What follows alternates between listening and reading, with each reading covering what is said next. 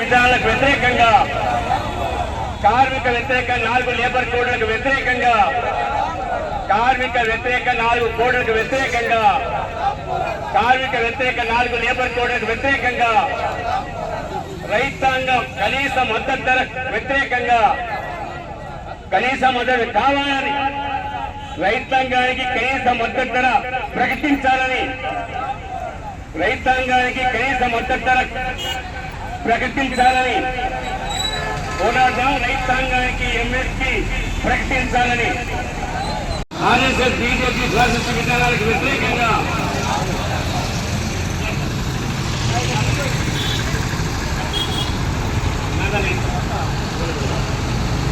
పోరాటం. మోడీ మతోన్మాద విధానాలకు వ్యతిరేకంగా, ప్రజా వ్యతిరేక విధానాలకు వ్యతిరేకంగా పోరాటం. మోడీ ప్రభుత్వ రైతు కార్మిక వ్యతిరేక విధానాలకు వ్యతిరేకంగా పోరాటం. మతోన్మాద విధాన వ్యతిరేక రాజకీయాలకు వ్యతిరేకంగా పోరాటం. పెరుగుతున్న ధరల రైతాంగ ప్రజా వ్యతిరేక విధానాలను ఆర్ఎస్ఎస్ బీజేపీ కేంద్ర ప్రభుత్వం వివరిస్తుంది.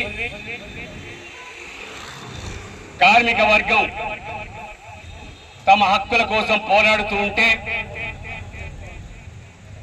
కార్మిక వర్గం పోరాడి సాధించుకున్నటువంటి 44 చట్టాల్లో 29 చట్టాలను రద్దు చేసి 4 కోడ్లుగా తీసుకొచ్చింది.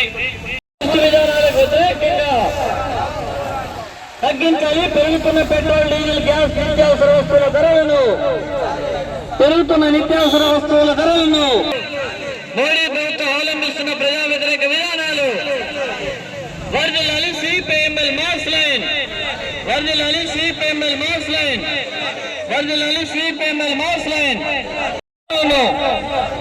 పోరాడదాం. కేంద్ర ప్రభుత్వం అవలంబిస్తున్న ప్రజా వ్యతిరేక విధానాలకు వ్యతిరేకంగా పోరాడదాం. ప్రజా వ్యతిరేక విధానాలకు వ్యతిరేకంగా వర్ధిల్లాలి. సిపిఎంఎల్ మాస్ లైన్ వర్ధిల్లాలి. సిపిఎంఎల్ మాస్ లైన్ వర్ధిల్లాలి. సిపిఎంఎల్ మాస్ లైన్ పోరాడదాం.